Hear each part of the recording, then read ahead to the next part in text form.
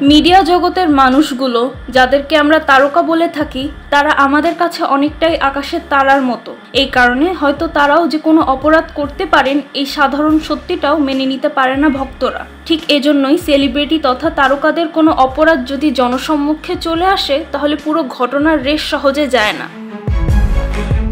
আমেরিকার অভিনেতা ম্যাথিউ ব্রডারিক 1987 সালে এক মারাত্মক গাড়ি দুর্ঘটনা ঘটান।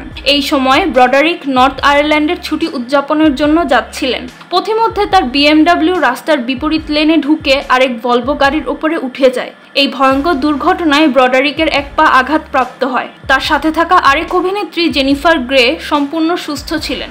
অপরদিকে এই দুর্ঘটনায় ভলভোর দুজন আরোহী অ্যানি ও তার মা মার্গারেট হত্যার দায়ে দোষী সাব্যস্ত হন।